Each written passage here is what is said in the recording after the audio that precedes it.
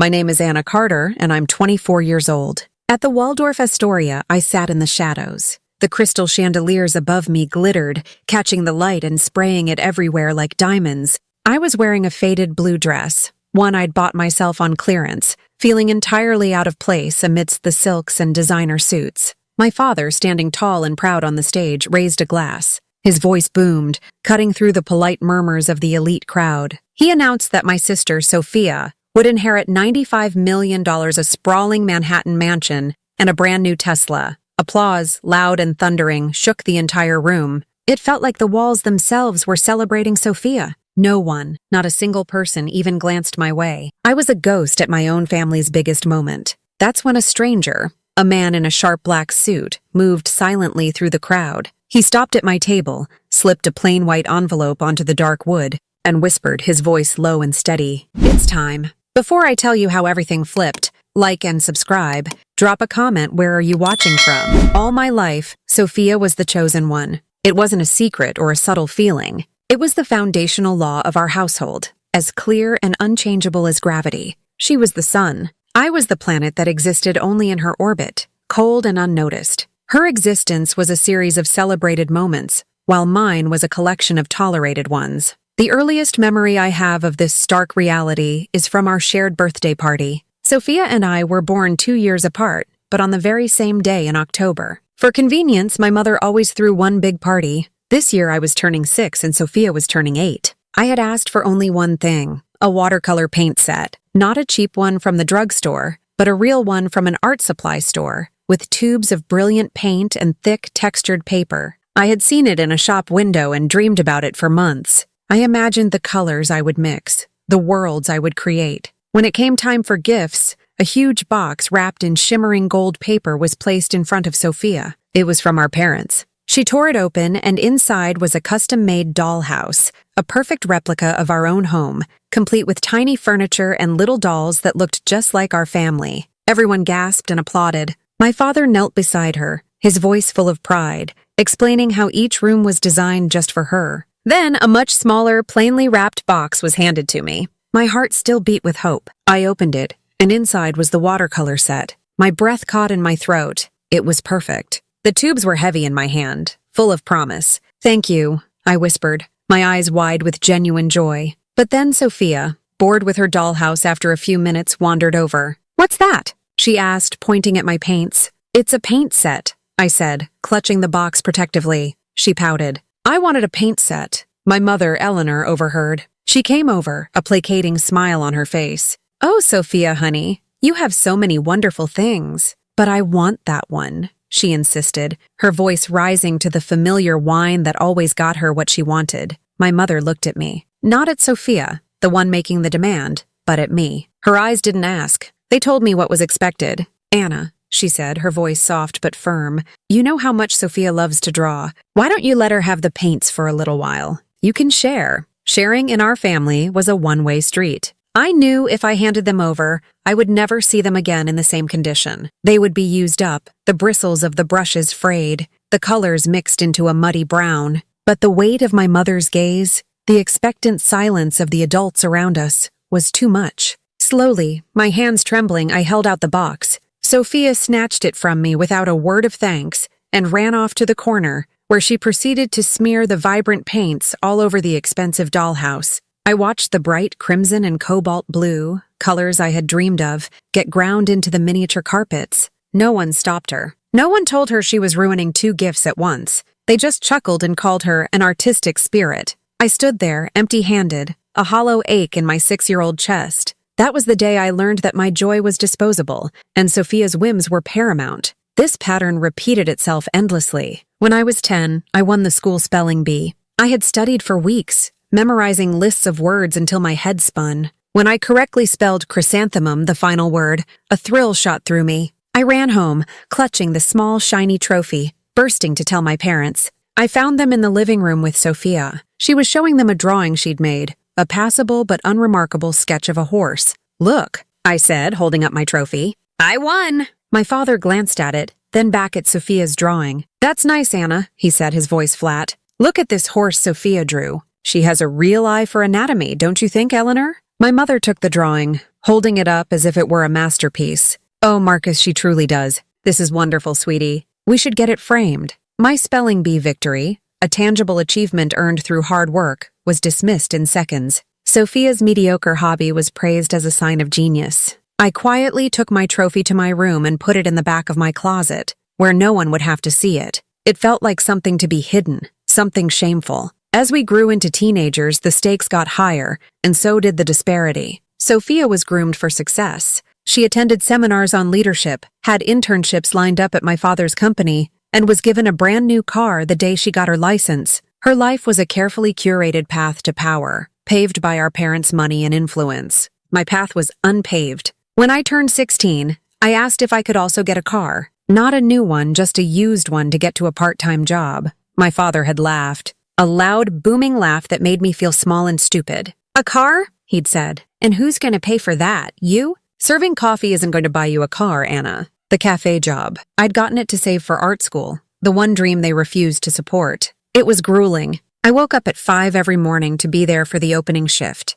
My hands were perpetually chapped from hot water and cleaning solutions. I dealt with rude customers, cleaned up spilled drinks, and came home smelling of burnt coffee and grease, my feet aching so badly I could barely walk up the stairs to my room. But it was mine. The money I earned was mine. My family treated my job as a source of endless mockery. They called it my little project. If I came home late, my mother would sigh dramatically. "I just don't understand why you insist on doing this to yourself. It's so common." Sophia would wrinkle her nose and say, "I can't believe you touch all those dirty cups." They never saw the dignity in it. They never saw the discipline it took. To them, my hard work was just another way I was failing to live up to the Carter name. It was proof of my lack of ambition, not the very definition of it. The final, deepest cut came when it was time for college. Sophia's acceptance to an Ivy League school was a cause for a massive celebration. There was a lavish party, and my father gave a speech about how she was continuing a family tradition of excellence. He'd paid for everything: tuition, a top-of-the-line laptop, a designer wardrobe, and a beautiful apartment just off campus. When I graduated high school, with honors I might add, there was no party. There was no discussion of college tours or application fees. I brought it up one night at dinner, my palms sweating. "I've been accepted to a few art schools," I said, my voice barely a whisper. "One of them even offered me a small scholarship, but I'll need help with the rest of the tuition." My father didn't even look up from his steak. "We are not paying for you to waste 4 years doodling," he said, his tone leaving no room for argument. "Sophia's education is an investment in the future of this family. A degree in photography is a receipt for a lifetime of debt. If you want to go, figure it out yourself. Figure it out yourself." That was the anthem of my childhood. Sophia was an investment. I was a liability. It was that simple. That night, I lay in bed and stared at the ceiling, the weight of his words pressing down on me. It wasn't just about the money. It was about what the money represented: belief, support, love. He was willing to invest millions in Sophia's future, but wouldn't spare a dime for mine. The message was clear. She was worth it. I wasn't. It was a marginalization so complete, so deeply ingrained in the fabric of our family, that I had started to believe it myself. I was the disappointment, the afterthought, the girl who served coffee, and in their eyes, that's all I would ever be. The night of the gala, the isolation began long before I stepped foot inside the Waldorf Astoria. It started in my small Brooklyn apartment, a place that was my sanctuary from my family's suffocating world. I stood in front of my closet, the door wide open, staring at my limited options. I had one dress that I truly loved. It was a deep emerald green, a simple cut, but it fit me perfectly. I had saved for 2 months from my cafe job to buy it for a friend's wedding. It made me feel visible. I had it laid out on my bed, ready to go when my phone rang. It was my mother. Her voice was clipped, efficient. "Anna, I'm just calling to remind you about tonight. Please be discreet." "I will, Mom," I said, my stomach tightening. "And about your attire," she continued, as if reading my mind. "This is a very important evening for Sophia and for your father. It's black tie. Don't wear anything loud. That blue dress you wore to your cousin's rehearsal dinner last year would be appropriate." The blue dress. It was faded, a little worn at the seams, a perfectly forgettable dress. It was the sartorial equivalent of being told to stand in a corner. The message was unmistakable. Do not, under any circumstances, upstage your sister. Do not draw a single eye away from her. Be wallpaper. I looked at the beautiful green dress on my bed, a splash of life and color, and then back at the phone. The fight went out of me before it could even begin. "Okay, Mom, the blue dress." I didn't take a car service, of course. My father had sent a gleaming black limo for Sophia and my mother. I imagined them inside, sipping champagne, laughing. I took the subway. The train was crowded and smelled of damp wool and city grime. I clutched the strap, my forgettable blue dress hidden under my plain winter coat, feeling like an imposter heading towards a life that wasn't mine. When I emerged from the station, the cold night air hit me, and I walked the last few blocks, my worn heels clicking on the pavement, a stark contrast to the purr of the luxury cars pulling up to the hotel's grand entrance. The doorman, a tall man in a magnificent uniform, gave me a barely perceptible once-over, his eyes lingering for a second too long, a silent question in his gaze. "Do you belong here?" I felt my cheeks flush as I hurried past him into the warmth and overwhelming opulence of the lobby. Inside the ballroom, the feeling of being an outsider intensified 100-fold. My mother intercepted me just inside the door. She didn't hug me. She didn't even smile. She pressed a stack of heavy, cream-colored cards and a clipboard into my hands. "Here," she said. "Make yourself useful. Some of the guests might not have received their table assignments. You can direct them." And just like that, I was given my role for the evening. Staff. It wasn't even a surprise. I was the family's designated fixer of small problems, the one they could deploy to handle tasks they deemed beneath them. While Sophia was being greeted with air kisses and fawning compliments, I was navigating the glittering crowd, trying to find a misplaced name on a list. For the next hour, I was a ghost. I moved through the throngs of people, my voice a quiet, "Can I help you find your table?" Most people took the card from my hand without making eye contact, their attention already on someone more important across the room. I was a function, not a person. A few distant relatives spotted me. My Aunt Carol, my mother's sister, gave me a look that was a painful mix of pity and disapproval before turning away to join a more promising conversation. My cousin James, who had once been a childhood friend, looked straight through me as if he'd never seen me before in his life. Each non-interaction was a small paper cut on my soul. The worst moment came when I approached a man standing alone, looking lost. He was one of my father's biggest investors, a man I'd seen at our house for holiday parties for years. "Mr. Harrison." "Mr. Harrison?" I said softly. "Can I help you with your seating assignment?" He turned, his eyes unfocused for a moment before they landed on me. A flicker of recognition crossed his face, immediately followed by confusion. He clearly knew he'd seen me somewhere, but couldn't place the context. He squinted. "Right," he said, snapping his fingers. "You're the girl from the house. Could you get me a scotch?" Neat, he thought I was a waitress. At my own sister's gala. He had mistaken Marcus Carter's other daughter for a member of the catering staff. The humiliation was so sharp, so sudden, it stole my breath. I wanted to correct him. I wanted to say, "I'm Anna. I'm his daughter." But the words wouldn't come. What was the point? In this world, in this room, he was right. I wasn't a guest. I wasn't family. I was just the help. I simply nodded, mumbled, "Of course," and fled, my face burning. I didn't get him the scotch. I hid in a small alcove behind a large floral arrangement, my back pressed against the cool wall, and tried to breathe. From my hiding spot, I had a clear view of my family. They were the radiant center of the universe. My father, expansive and charming, holding a circle of powerful men captive with some anecdote. My mother, elegant and poised, a perfect hostess. And Sophia, she was incandescent. She moved with an effortless grace, her laughter ringing out, drawing people to her like moths to a flame. She belonged here. Every fiber of her being screamed it. I watched her and felt a profound, bottomless sense of alienation. It wasn't jealousy, not exactly. It was something deeper, a fundamental understanding that we were two different species. She was bred for this life of glittering surfaces and strategic conversations. I was not. They had raised a swan and a duckling, and they were now parading their swan, while the duckling was expected to stay in the reeds, out of sight. The entire evening was a masterclass in my own solitude.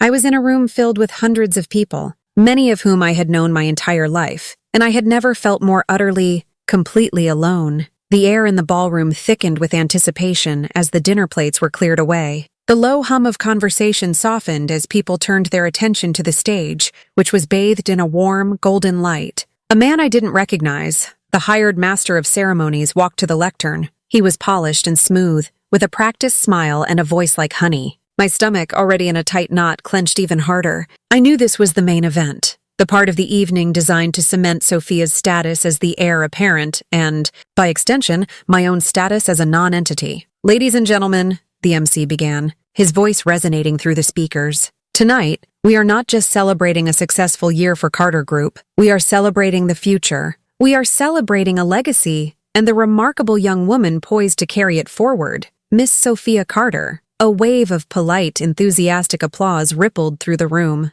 Sophia, seated at the head table next to my father, gave a modest, charming dip of her head. The MC then launched into a gushing tribute, weaving a narrative of Sophia's life that was so embellished it bordered on fiction. He told a story about how, as a child, she had set up a lemonade stand and, through sheer business acumen, had supposedly cornered the market in our neighborhood. I remembered that lemonade stand. I had been the one to squeeze the lemons and carry the heavy pitcher of water back and forth, while Sophia sat under the umbrella and counted the money. But in his telling, she was a child prodigy, a miniature tycoon. He listed her achievements, each one delivered with theatrical weight. Graduating summa cum laude from one of our nation's finest universities. A brilliant internship on Wall Street that left seasoned analysts in awe. Her tireless work on the board of the Children's Charity Foundation. I felt a bitter taste rise in my throat. Her tireless work on the charity board consisted of attending one gala a year, an event for which our father bought an entire table. Every accomplishment he named was one that had been purchased, curated, and handed to her. They weren't achievements. They were transactions. Yet the crowd listened, enraptured, nodding in admiration. They were buying the story because it was the story they wanted to hear. Finally, the MC gestured towards my father. "And now, it is my distinct honor to introduce the man who built this empire, a titan of industry and a proud father, Mr. Marcus Carter." The applause was thunderous now. My father walked to the stage, exuding power and confidence. He adjusted the microphone and a hush fell over the room. He looked out at the sea of faces, his gaze sweeping past the small table in the back where I sat, as if the space were empty. "Thank you," he began, his voice deep and commanding. "Thank you all for being here to share this pivotal moment for my family and for my company." He paused, letting the weight of his words settle. "When I started Carter Group, I had a vision, not just to build a successful business, but to create a legacy, something that would endure, something that would stand for excellence, for strength, for vision." He turned his body slightly, his gaze falling upon Sophia. A genuine, proud smile spread across his face, a smile I hadn't seen directed at me since I was a small child. "A legacy is not built of bricks and mortar alone," he declared. "It is built of people, and a leader must have certain qualities. They must be brilliant. They must be tenacious. They must be charismatic. They must understand that their role is not a job, but a calling. For years, I have watched my daughter Sophia grow. I have seen in her the reflection of that same fire that drove me. She has the intellect, the drive, and the grace to lead this company into the future. She is everything I could have ever wanted in an heir." The words, "everything I could have ever wanted in an heir," hung in the air, echoing in the cavernous ballroom. It was a declaration, a public coronation, and with that single phrase he had erased me completely. He had one other child, but he stood on that stage and announced to the world that Sophia was everything he wanted. The implication was deafeningly clear. I was nothing he wanted. But he wasn't finished. He then announced the inheritance. The numbers were staggering. "To ensure she has the resources to fulfill this vision, I am formally bestowing upon her a controlling interest in the family trust, valued at $95 million. Gasps and impressed murmurs filled the room. "She will also take ownership of the Carter Mansion, our family's home and a symbol of our history." He paused for effect. "And because every leader needs a suitable ride," he added with a chuckle, "a new Tesla will be waiting for her in the morning." The room exploded. It wasn't just applause. It was a standing ovation. The sound was a physical force, a wall of noise that washed over me, pinning me to my chair. People were on their feet, their faces turned towards the stage, towards my father and my sister, who were now embracing in the spotlight. Cameras flashed incessantly, capturing the perfect moment for the society pages. I sat frozen, a lone island in a sea of celebration. The humiliation was a physical sensation. It was a hot flush that started in my chest and crept up my neck, flooding my face. My ears were ringing. The grand ballroom, with its glittering chandeliers and elegantly dressed people, seemed to warp and blur at the edges. I could feel the eyes of the people at the tables nearest to mine, could feel their pitying or dismissive glances, even without looking up. I overheard a woman at the next table whisper to her companion, He has another daughter, doesn't he? The quiet one. Poor thing. Her words, meant to be unheard, struck me with the force of a slap. I wasn't just forgotten. I was an object of pity, a footnote in the glorious story of my family. My father had not just given Sophia an inheritance, he had publicly stripped me of my place, my name, my very worth. He had held my life up to the light and declared it insignificant. In that moment, sitting in my faded blue dress, I had never felt more publicly and profoundly shamed. The standing ovation eventually subsided, but the celebratory buzz in the room remained at a fever pitch. People were moving between tables, offering congratulations, their voices loud and animated. My father and Sophia were engulfed by a crowd of well-wishers, a king and his princess holding court. I remained at my small table in the back, a fixed point of stillness in a swirling galaxy of motion. My one desire was to become invisible, to simply vanish before anyone could approach me with a look of pity. I was staring down at the dregs of my water glass, tracing the condensation ring it left on the tablecloth, when a shadow fell over me. I didn't look up at first,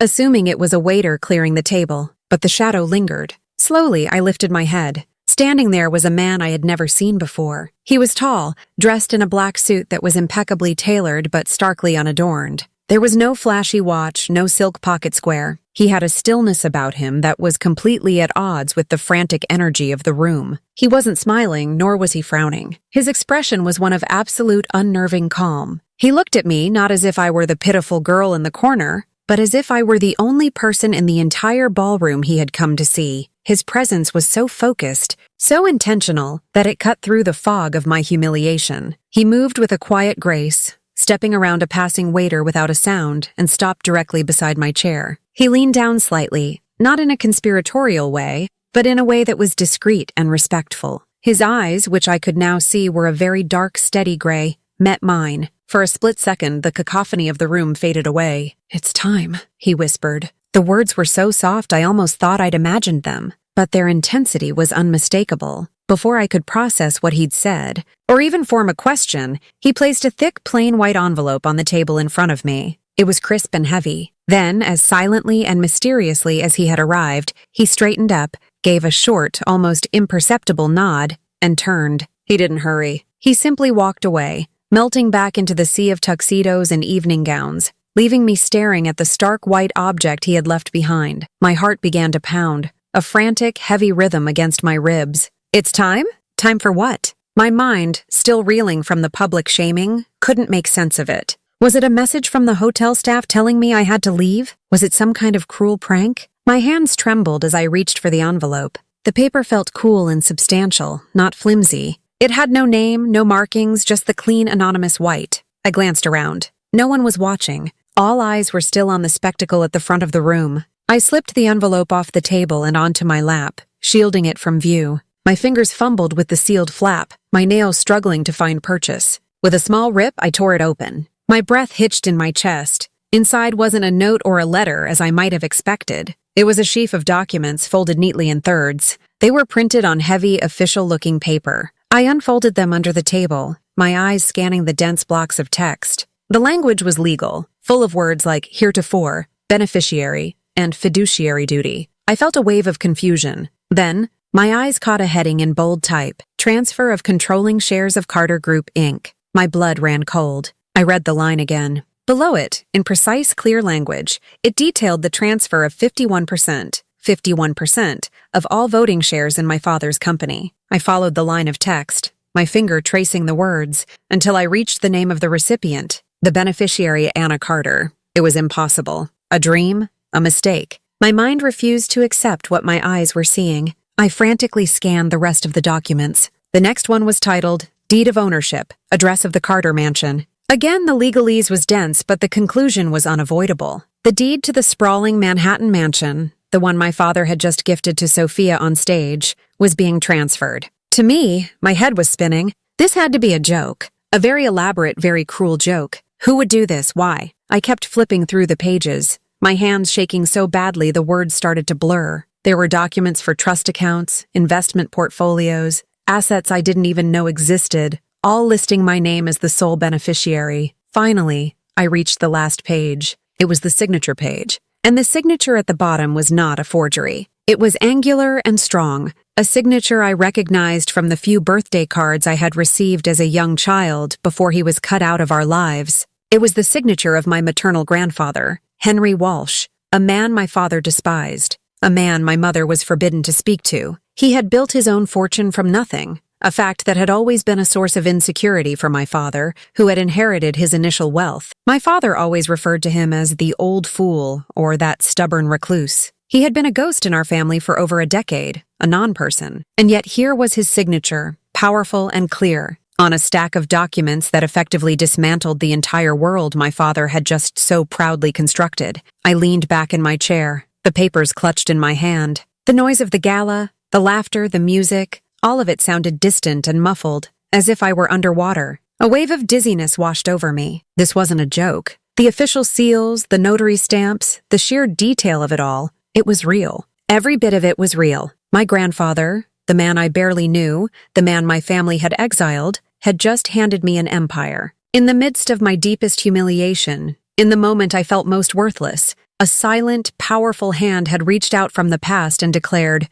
"No, you are worth everything." The faded blue dress, the scorn, the pity, it all seemed to melt away, replaced by a terrifying, exhilarating, world-altering truth contained in the weight of the papers in my trembling hands. The documents in my lap felt like they were burning through the thin fabric of my dress. My mind was a roaring centrifuge, flinging thoughts and emotions in every direction until they blurred into a single, high-pitched hum of disbelief. I stared at the legal jargon, phrases like fiduciary responsibility and irrevocable trust, and they seemed like a foreign language describing an alien world. Yet my name was there, Anna Carter, again and again, a stark, black-and-white refutation of a lifetime of being invisible. My first coherent thought was that it was a trap, a fantastically cruel and elaborate prank designed by my father to expose me as greedy or foolish. I imagined myself standing up, declaring my newfound ownership, only for him to laugh and reveal the papers as forgeries, a final, public lesson in my own gullibility. The fear of that possibility was so potent, so aligned with the narrative of my life, that it almost felt more real than the documents themselves. I began to search the papers for a flaw, a typo, a signatory that wasn't legally binding, anything to prove that this was just another chapter in my humiliation, not an entirely new book, but the documents were perfect. The seals were embossed, the signatures notarized, the language precise and ironclad. With each page I reread, the terrifying reality of the situation began to solidify. This wasn't a trick. This was real. And if it was real, then my entire understanding of my life, my family, and my future was a lie. The feeling was profoundly disorienting, like stepping off a curb I didn't know was there. I was untethered, floating in a space of pure shock, the sounds of the gala fading into a distant, meaningless roar. It was in this state of frantic searching that my trembling fingers found it. Tucked at the very back of the sheaf of papers, hidden behind a dense spreadsheet of stock holdings, was another envelope. It was different from the large, stiff one that contained the legal documents. This one was smaller, made of a soft, heavy paper stock, the color of old ivory. It felt personal, warm to the touch compared to the cold, impersonal feel of the legal papers. My name, Anna, was written across the front in a handwriting that was both elegant and shaky, the lines of ink varying in thickness as if the writer had paused often, weighing their words. This I knew was not from a lawyer. This was the explanation. This was the key. With a breath that felt like my first in minutes, I carefully worked my finger under the wax seal, trying not to tear the paper. I pulled out a single sheet, folded in half. The scent that rose from it was faint but distinct. The smell of old paper, cedar, and something like dried ink. The scent of a room filled with books and memories.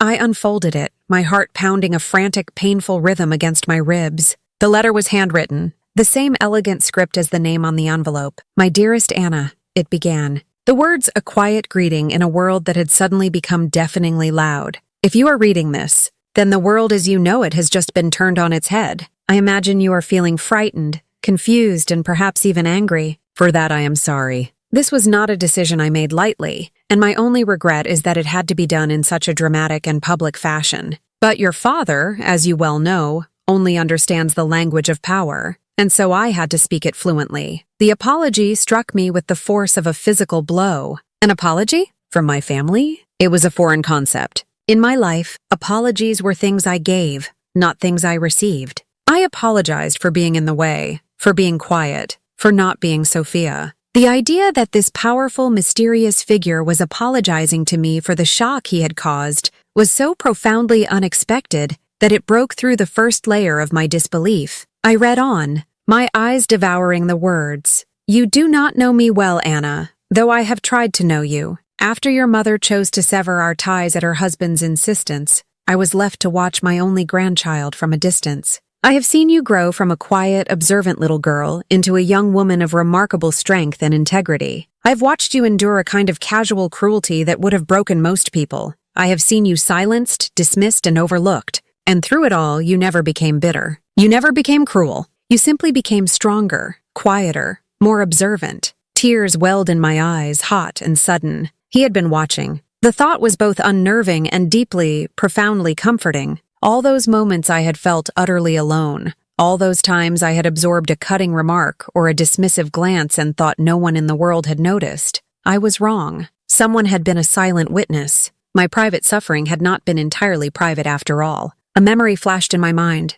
Me at 11 years old, standing in the doorway of the living room as my parents praised Sophia for winning a second-place ribbon in a horse show, while my own first-place science fair project sat on the kitchen table, unmentioned. I had felt so small, so invisible, but Henry's words told me he had seen it all. Your family mistakes your silence for weakness. They are fools. Your father sees Sophia's arrogance as confidence, and your humility as a lack of ambition. He is a fool. Silence is not weakness, my dear Anna. It is a sign of a person who is listening. Humility is the bedrock of true leadership. You do not feel the need to broadcast your worth because you possess it intrinsically. Sophia needs applause to feel validated. You only need to know you've done something right and well. I had to stop reading, a sob catching in my throat. Every word was a direct antidote to the poison I had been fed my entire life. Lazy, unfocused, disappointing, the quiet one. They were labels I had accepted, labels I had internalized until they became the core of my identity. Now, here was someone offering me new words.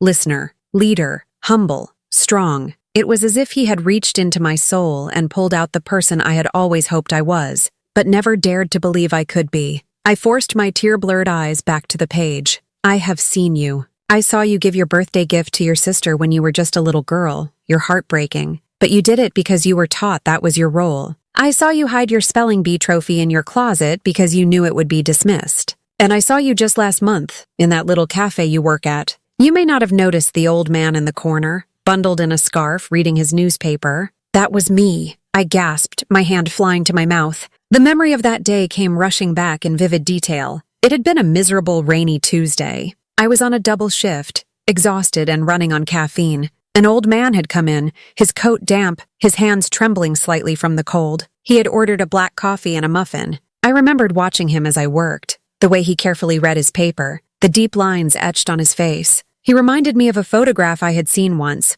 a long time ago, of Henry, but I had dismissed the thought as fanciful. Later, when I saw him preparing to leave, I felt a pang of something, sympathy or perhaps just a shared sense of loneliness. On an impulse, I had taken the $5 bill from my own tip jar, money I desperately needed for groceries, and told him his order was on the house. He had looked at me, his eyes sharp and surprisingly clear, and had simply nodded, a flicker of a smile on his lips. I had felt good about it, but had also chastised myself for being impractical. It was a secret, insignificant moment. Or so I had thought. I watched you that morning. A customer was needlessly rude to you about the temperature of his latte. You didn't snap back. You simply apologized and made him another one perfectly. Later, you saw a homeless woman shivering outside your window. You took her your own tips from the jar and you bought her a hot chocolate. You did it when you thought no one was watching. That, Anna, is character. That is the true measure of a person. Not the millions they inherit, but the kindness they give when it costs them something. The letter was now stained with my tears. He had seen the truth of me. Not the failed daughter, but the person I was when no one was looking. The person who tried to be kind in a world that had rarely been kind to her. He had judged me not by the standards of my father, but by a standard of human decency, and he had found me worthy. Patience, humility, and the courage to listen. These are the true qualities of a leader. These are the qualities you possess in abundance. Sophia has been groomed to be a figurehead, to wear the crown. You have been forged in the fires of neglect to be a true leader, to build the kingdom. What your father and I built,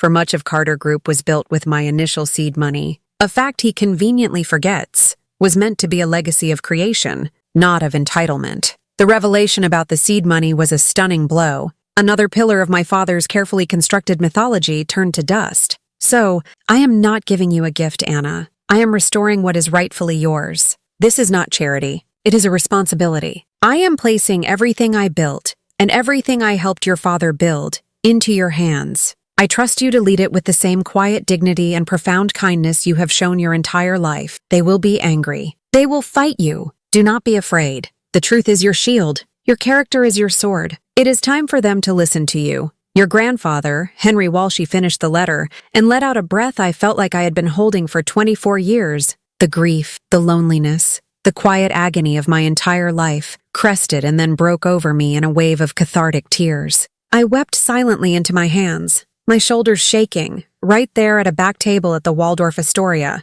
I was crying for the little girl with the paints, for the teenager with the hidden trophy, for the young woman who thought her kindness was invisible. But for the first time, I was also crying from a place of profound, earth-shattering relief. I was not nothing. I was not a disappointment. I was seen. I was known. I was chosen. When the tears finally subsided, a strange and unfamiliar feeling took their place. It was a quiet, cold, and immensely powerful calm. The fear was gone, burned away by the truth in Henry's letter. The humiliation was gone, replaced by a righteous sense of purpose. He hadn't just given me an inheritance. He had given me back to myself. He had armed me. The truth is your shield. Your character is your sword. I carefully, reverently, folded the letter and placed it inside my dress, against my heart. It felt like armor. Then I gathered the legal documents. They no longer felt like a prank or a dream. They felt like a weapon, a tool, a key, and I knew with a certainty that settled deep in my bones exactly what I had to do.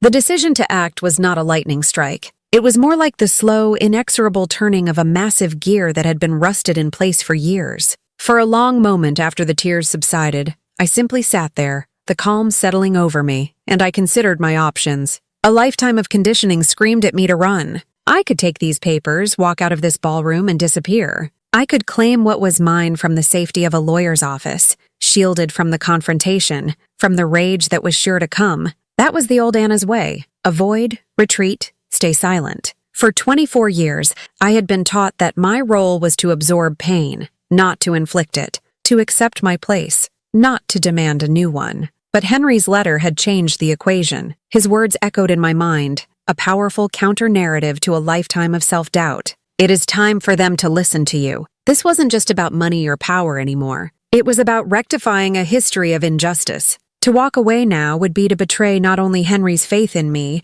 but also the small, forgotten girl inside me who had hidden her trophy in the back of a closet. She deserved to see the light. This confrontation couldn't happen in the sterile quiet of a boardroom. It had to happen here, on this stage, in the very arena my father had constructed to celebrate my erasure. The symbolism was too potent to ignore. I gathered the legal documents into a neat stack, my movements now slow and deliberate. There was no more trembling. There was a chilling clarity in my mind, a sense of purpose that felt both terrifying and exhilarating. I was about to detonate a bomb in the middle of my family, and I was the one holding the match. I took one last deep breath and I stood up. The scrape of my chair on the marble floor was a small, insignificant sound, yet it felt like a gunshot in the grand ballroom. It was the first sound of defiance. A few people at the tables closest to me looked over, their expressions of polite curiosity quickly turning to confusion as I didn't head for the exit, but instead began to walk purposefully towards the stage. The journey from my table in the back to the brightly lit stage at the front felt like crossing a vast, unforgiving desert.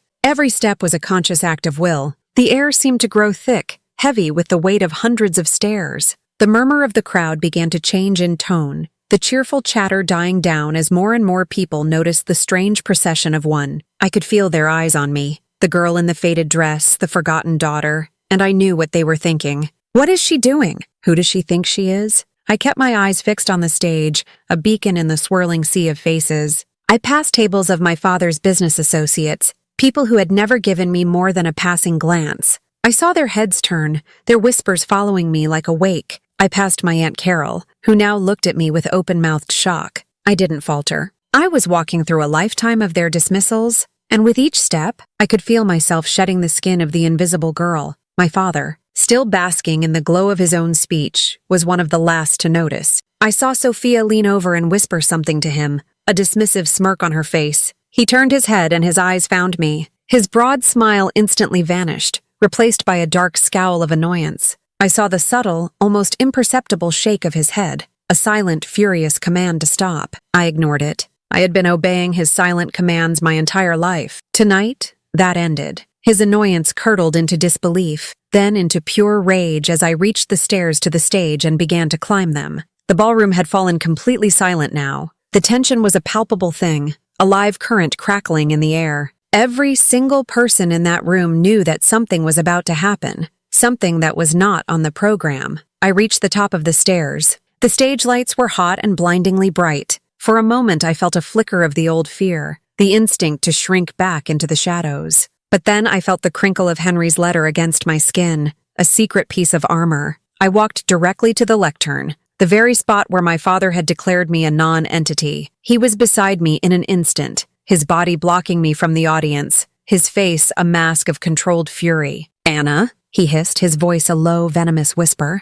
"I don't know what kind of pathetic game you're playing, but you will get off this stage right now. You are making a fool of yourself and embarrassing this entire family." Sophia glided over, her expression one of utter derision. "Oh, this is rich," she sneered, her voice just for us. "Look at her, Dad, she's finally lost it. Are you going to make a scene, Anna? Is that it? Are you going to cry and beg for a scrap from the table? It's pathetic." I looked from my father's furious face to my sister's mocking one. The words that would have once shattered me now felt like pebbles against a fortress wall. I turned to face the microphone, which was still live. I placed the stack of legal documents on the lectern with a soft but definitive thud that seemed to echo in the silent room. "You spoke tonight about legacy," I said, my voice quiet at first, but clear and amplified throughout the ballroom. "You spoke about the future of this family. I'm here to offer a correction." A collective gasp went through the audience. My father looked like he was going to physically drag me off the stage, but something in my eyes, some new, hard strength he had never seen before, made him hesitate. And in that moment of hesitation, I took Henry's letter from my dress. My voice, no longer quiet, rang out with a strength I didn't know I possessed. I began to read. "My dearest Anna." I read every word, my voice growing steadier and more powerful with each sentence. I didn't just read the letter. I performed it. I gave voice to my own silent history. When I read the part about my birthday gift, I could feel the sympathy in the room begin to shift. When I read about my spelling bee trophy, the silence deepened with a new kind of attention. I was painting a picture for them, a portrait of the family they thought they knew, but from the perspective of the child who had been left out of the frame. "Your family mistakes your silence for weakness," I read, my voice ringing with conviction. "They are fools." The word hung in the air, an indictment delivered in another man's words, but with my voice. My father stood paralyzed, his face ashen. The crowd was utterly still, hanging on my every word. This was no longer a pathetic plea for attention. This was a trial. When I read about Henry's visit to the cafe, I could see people leaning forward in their seats, completely absorbed. I was no longer Anna Carter, the disappointing daughter. I was the girl who gave away her tips, the girl who showed kindness when none had been shown to her. I was the protagonist of a story they had never been told. As I reached the final lines, I let my voice drop, making the audience strain to hear the devastating conclusion. "I am not giving you a gift, Anna. I am restoring what is rightfully yours. It is time for them to listen to you." I folded the letter and placed it gently on top of the legal documents. A profound, ringing silence filled the room. It was broken by my father, who finally found his voice, a roar of pure desperation. "This is nonsense. A fabrication. My father-in-law is a sick, senile old man who hasn't been in his right mind for years. These are the ravings of a lunatic. This means nothing!" Sophia joined in, her voice a shrill echo of his panic. "She's lying. She probably wrote it herself to try and get money. This is the most pathetic, desperate thing I have ever seen."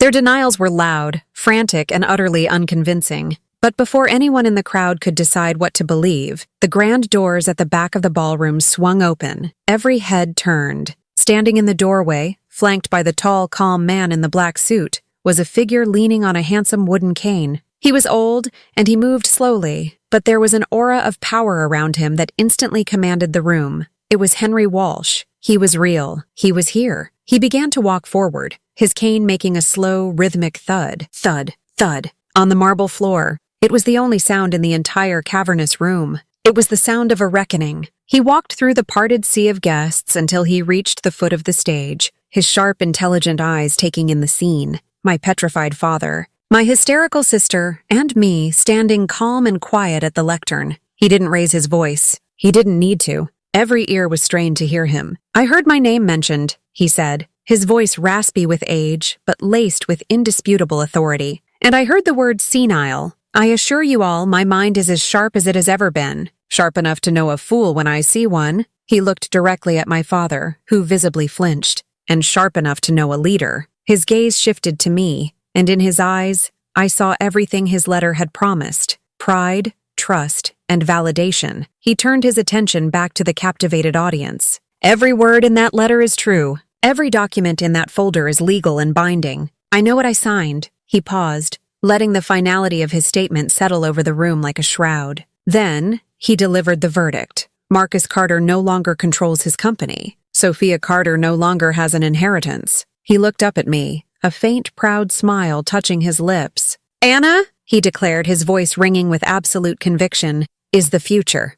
The moment Henry's words landed, the fragile artifice of my father's world didn't just crack, it exploded into dust. The collapse was immediate and total. For a breathless second, the entire ballroom seemed to be holding its collective breath, a tableau of stunned faces illuminated by the glittering chandeliers. Then chaos erupted, not a chaos of screaming or violence, but a chaos of whispers, of sudden movements, of alliances shattering and reforming in real time. The first and most telling reaction came from the ringside seats of power, the investors, the board members, the city politicians. These were the people my father had spent a lifetime cultivating, the ecosystem that sustained his power. I watched, from my vantage point on the stage, as Mr. Harrison, the very man who had mistaken me for a waitress an hour earlier, turned his back on my father without a word and began speaking urgently into his phone. Another man, a prominent banker who had been laughing at my father's jokes all evening, now looked at him with the cold, dead eyes of a predator who has just scented a fatal weakness.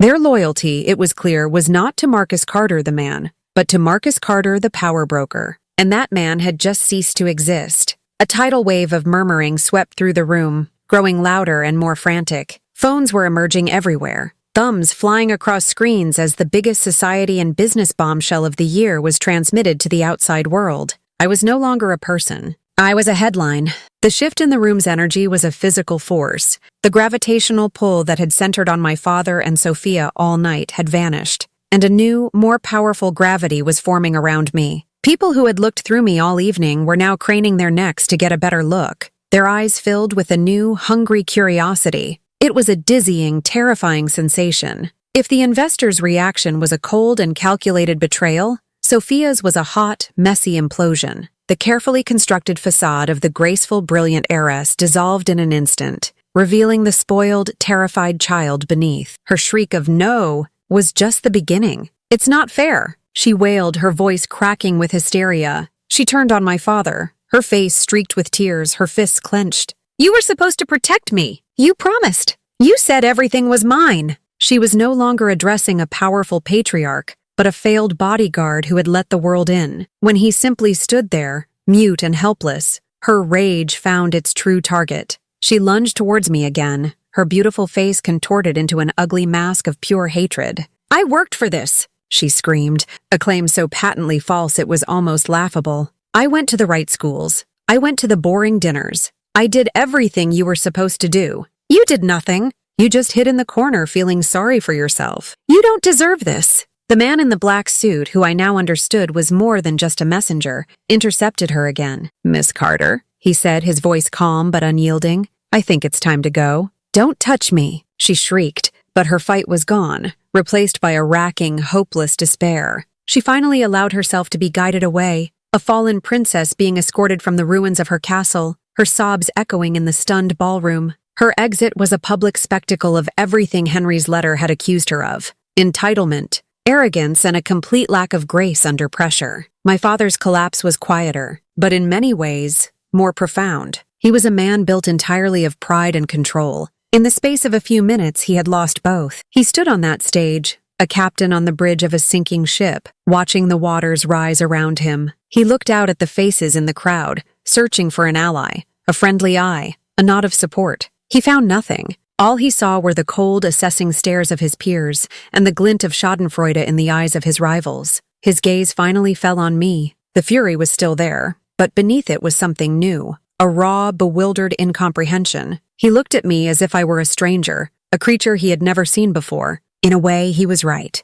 The Anna he knew, the timid, compliant, invisible daughter, had died at that back table when she opened a letter. The woman standing before him now was someone else entirely, someone forged in his own neglect. His creation had become his undoing. He opened his mouth, perhaps to say one last, cutting thing, to land one final blow, but no words came. His authority, his voice, his very presence in the world he had built, had been extinguished. He turned, a man suddenly looking old and stoop-shouldered, and walked off the stage, following the path of his disgraced daughter into social oblivion. I was left alone on the stage, the documents and the letter on the lectern before me. The applause that had started for Henry was now redirecting to me. It grew from a smattering of claps into a genuine, sustained ovation. They were clapping for the drama, for the downfall of a titan, for the rise of an underdog. But for me, the sound was simply noise. I looked down at my hands, resting on the lectern. They were steady. My entire life I had been defined in relation to my family.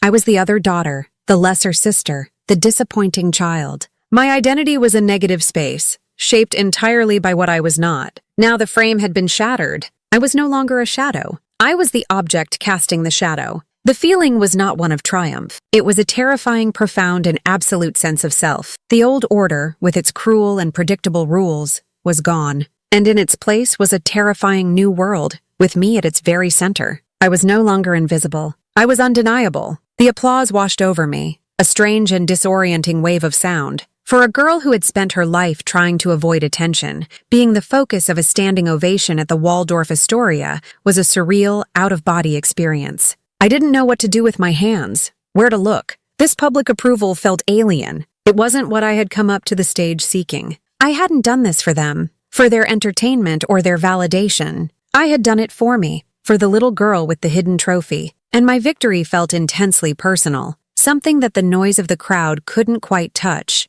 My grandfather, Henry, made his way onto the stage, his cane tapping a steady rhythm. He came to stand beside me, and his frail hand found mine, his grip surprisingly firm. He didn't say anything, but his presence was a grounding force, an anchor in the dizzying swirl of events. He was the only person in the room who understood the true nature of this victory. My gaze drifted from Henry to the chaotic scene at the edge of the stage. Sophia was still there, momentarily forgotten by the crowd, arguing with the man in the black suit who was trying to usher her away. Her beautiful gown was now just a costume on a broken doll. All the fire and fury had been replaced by a raw, desolate misery. She looked up and her eyes, red-rimmed and swollen, met mine across the stage. The hatred was still there, but it was now laced with a desperate, bewildered pain. Something shifted inside me. It wasn't pity, not exactly. And it certainly wasn't a desire to gloat. It was a strange, aching sense of clarity. For my entire life, Sophia had been my tormentor, the golden standard against which I was always measured and found wanting.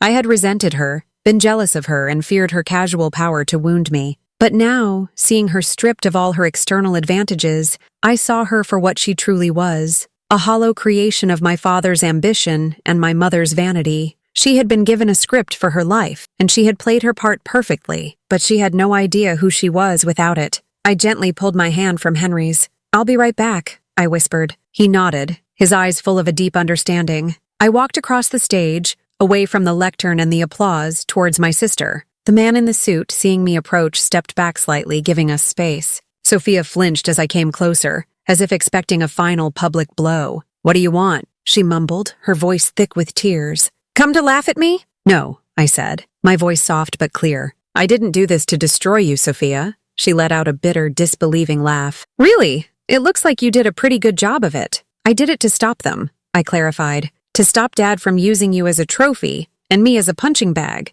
To stop this whole sick game." I looked her in the eye, trying to reach the person underneath the layers of entitlement. "For your entire life, you've been praised for things you were given. Your looks, your name, the money, none of it was yours. Not really. You were celebrated for being a good heiress. That's all." She stared at me, speechless, her defensive anger momentarily faltering as the truth of my words sank in. "That's over now," I continued. The inheritance is gone. The name is disgraced. The applause has stopped. You're left with just you. And that's terrifying, I know, but it's also a chance. You can finally build something that is actually yours, something you earn. You can be something real, not just something they created. I paused, letting the weight of the idea settle. You can still be something, but only with respect, not entitlement. It wasn't forgiveness. I could not forgive the years of cruelty, the deliberate cuts and casual dismissals. Forgiveness was a bridge I was not yet ready to build, but this was something else. It was a release. I was releasing her from the role of my villain, and in doing so, I was releasing myself from the role of her victim. I was stepping out of the brutal dynamic that had defined our lives. I was declaring the war between us over, not because I was forgiving her, but because I had won so completely that there was nothing left to fight about. She didn't respond. She just stared at me, her mind clearly struggling to process a world where I was not the enemy to be crushed, but a person offering a complex, difficult truth. She finally broke eye contact and allowed the man in the suit to lead her away, not with the fight of a cornered animal, but with the dazed compliance of a survivor of a shipwreck. As she disappeared, I saw my parents near the exit. My father caught my eye one last time. His face was a thunderous mask of hatred. There was no remorse, no understanding. He would never change.